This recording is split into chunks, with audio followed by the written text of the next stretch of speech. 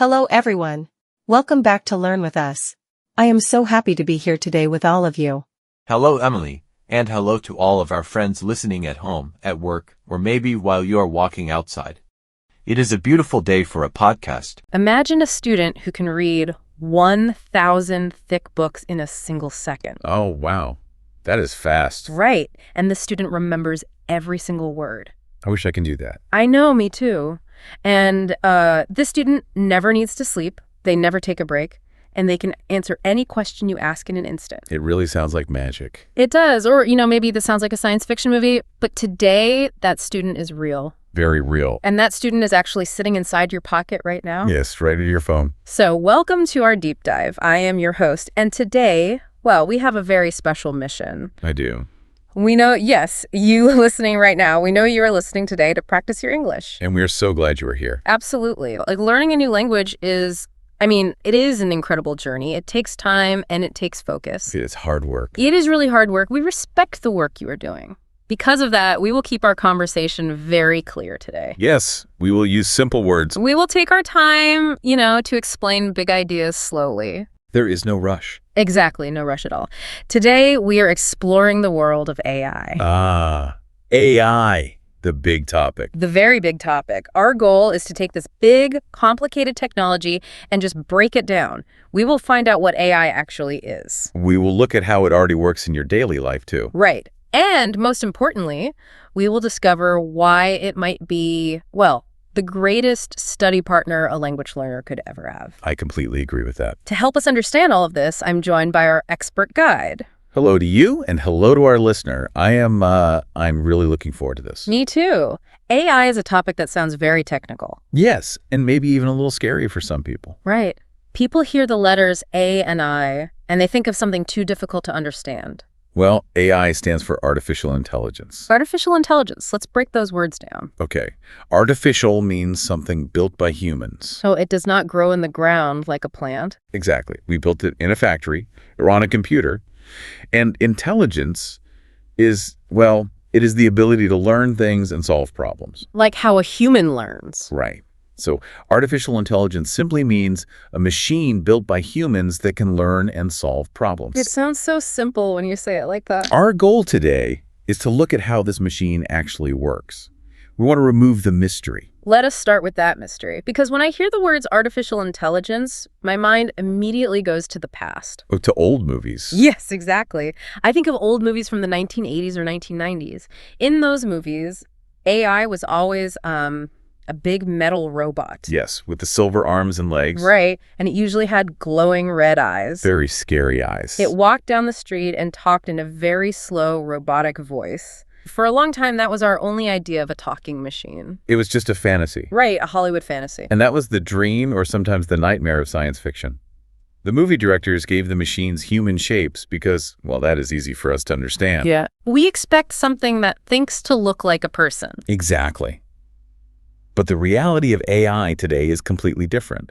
AI does not have a physical body. Wait, no body at all? None. It is not made of metal. Yeah. You cannot touch it.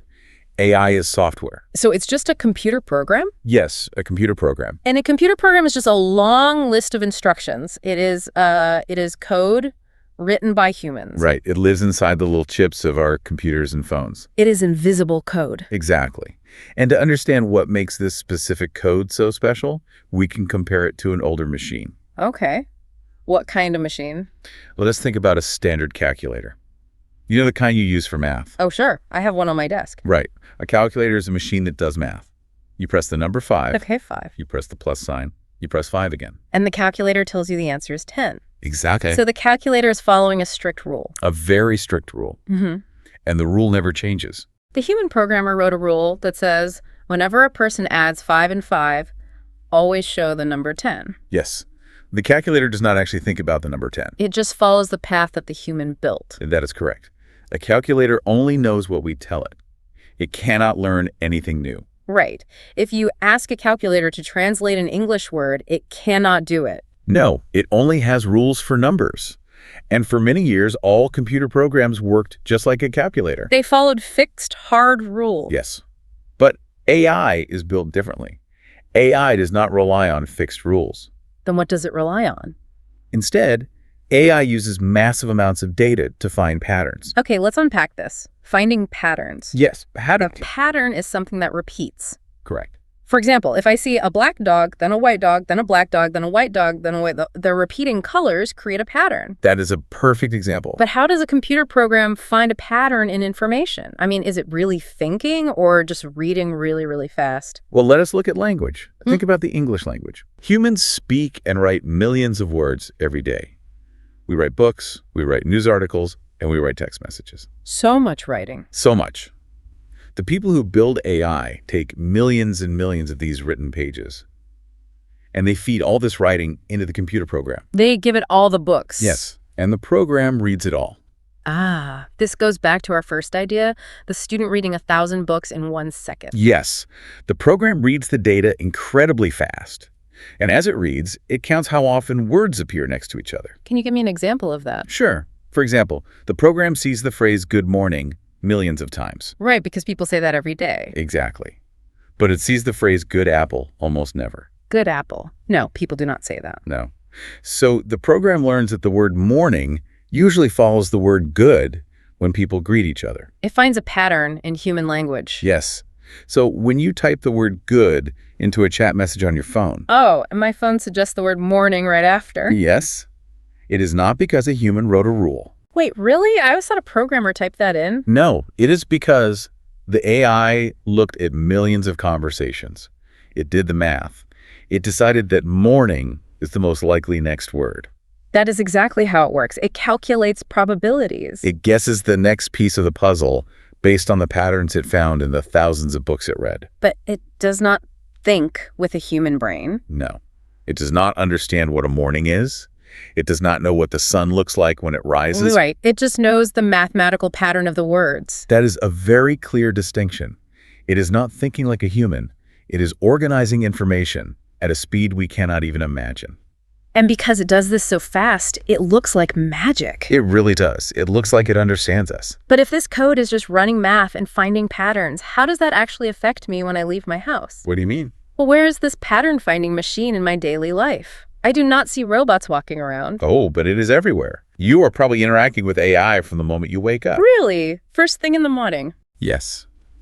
Let us look at a very common morning action. You pick up your smartphone. Okay, I have my phone. The screen is dark. The phone is locked to protect your private information. Right, so nobody can read my messages. You look at the screen, and the phone unlocks. Yes, face unlock. I use this every single day. Most people do. But wait, here's where it gets really interesting. The phone does not have a human eye. No, it just has a little camera. Right. It does not actually see me. So how does finding patterns unlock my phone? Well, the camera on your phone captures an image of your face.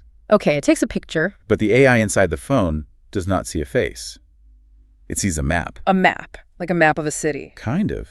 It turns your physical face into a math problem. A map of my face, so it is measuring things. Exactly. The AI measures the exact distance between your left eye and your right eye. Oh, I see. It measures the distance from the bottom of your nose to the top of your lip. Yeah. It measures the curve of your jaw. Wow, all of that. Yes. It collects thousands of these tiny measurements in a fraction of a second. Just from looking at me. Yes. And it turns those measurements into a long list of numbers. That list of numbers is your unique pattern. So when I first buy the phone and set it up, I look at the camera, the AI measures my face and saves that specific list of numbers. Yes, it saves your pattern. Then, the next morning, when I try to unlock the phone, the camera takes a new picture. And the AI quickly measures this new picture. It creates a new list of numbers. Exactly. Then it compares the new numbers to the old numbers. It asks, does this new pattern match the saved pattern? And if the numbers match, the phone opens the lock. Yes. But if my friend tries to look at my phone, the AI measures his face. And his eyes are closer together, maybe? Right, so the numbers are different, the pattern fails, and the phone stays locked. That is it. It happens in 1 second. It is so fast. It happens quietly. Yeah. You do not see a robot making a decision. You just see your phone screen light up. The AI is working behind the scenes. Behind the scenes. Oh. That is a great phrase. Yes, it means something is happening out of our view. Like the engine of a car. Exactly. We sit in the seat and steer, but the engine is working hard under the metal hood where we cannot see it. The AI is working under the hood of your phone. It is like having a tiny, invisible assistant in your pocket. An assistant who memorizes what your face looks like. That is a great way to put it. And Face Unlock is just the beginning. What else does it do? The AI is finding patterns in your choices too. Let us think about the music you listen to or the movies you watch. Oh, I use an app to listen to music every day. Most of us do. Sometimes I play a jazz song, then I play another jazz song. You like jazz? I do. And after a while, the app suggests a third song. It says, "We think you will like this." And do you? Usually I really do like the new song. It feels very personal. But I mean, I never told the app my name or my feelings about jazz. It feels personal, yes, but it is just another pattern. Just numbers again? Yes. Let's use an analogy. An analogy is a comparison to help explain an idea. Right. Imagine a librarian in a huge library. Okay, I am picturing a librarian. This librarian watches every single person who comes into the library. The librarian watches you borrow a book about gardening. Okay, I like plants. The librarian also watches another person across the city borrow that exact same book about gardening. Oh, so we both like the same book. Right. Now, the librarian knows that you two share a pattern. I see. The next week, that other person comes back and borrows a book about cooking. Oh, because the librarian knows our patterns match, the librarian comes to me and says, "Hey, that other person who likes gardening also likes cooking. Maybe you will like this cooking book." Yes, the AI is that librarian. But it is not just watching two people. No, the AI is watching millions of people at the exact same time. That invisible assistant again? Exactly. Every time you listen to a song, the AI records a tiny piece of data. It compares your history of songs to the histories of millions of other users. It finds a group of people whose musical pattern matches mine perfectly. Yes. And if those people suddenly start listening to a new jazz artist, the AI assumes you will like that artist too. It recommends the song. Yes. So it is not reading my mind. Not at all. It is reading the behavior of the crowd. It is matching me with people who act like me. That makes so much sense. It takes the mystery away, doesn't it? It really does. It is just observing data very, very closely. Are there other ways it watches the crowd? Yes, a very important way. It watches the crowd to help you travel. Travel, like driving. Yes. Think about the map application on your phone. I use it every time I drive. When you drive home from work, you want to take the fastest road. Of course. Nobody likes traffic. In the past, a paper map could only show you the lines of the streets.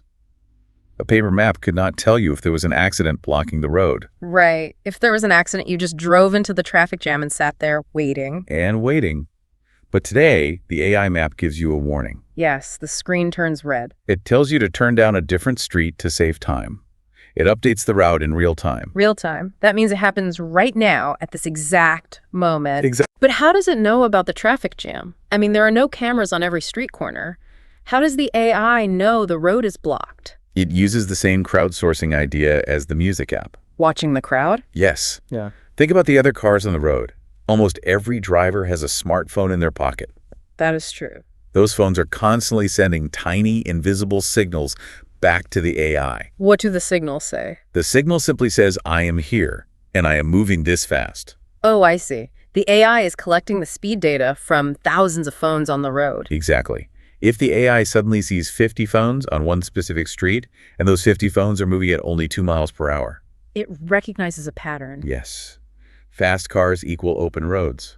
Slow cars equal a traffic jam. The AI does not need to actually see the cars. No eyes needed. It just sees the data points moving slowly on its digital map. Right. Then it quickly calculates a new path for my car. It sends me away from the slow data points. It is finding a solution based on the crowd's movement.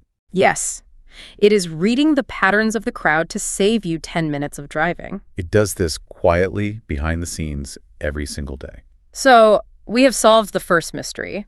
AI is a computer program that learns from massive amounts of data. Yes. It calculates probabilities, it measures our faces, it matches our music tastes with other people, and it monitors the speed of phones on the highway. It is a very powerful tool for organizing life. It really is. But let us change our focus now. Okay, where to? Let us talk directly to the listener. Hello again, listener. The listener is trying to learn a language right now. How does this pattern-finding machine help someone study English? This is where the technology becomes a wonderful gift. A gift. Yes, learning a new language is uniquely difficult. It requires constant practice. And it requires feedback. You need someone to tell you when you make a mistake, and you need them to explain why. Historically, humans face a very specific problem when learning.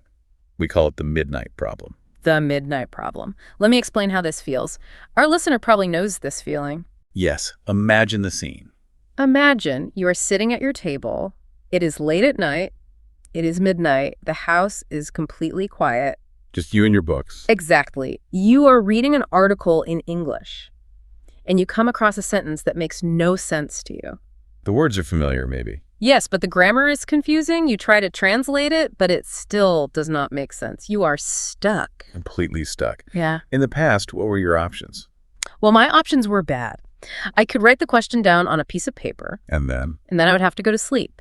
The next morning, I would go to school or go to work. I would try to find my English teacher. If you could find them. Right. I would hope my teacher had 5 minutes to talk to me. And sometimes, by the next morning, I forgot why I was confused in the first place. The moment of learning was lost. The energy was gone. The midnight problem stops your progress. Thanks. Goodbye, everyone. See you in the next one. Bye for now. Keep practicing and have a wonderful day.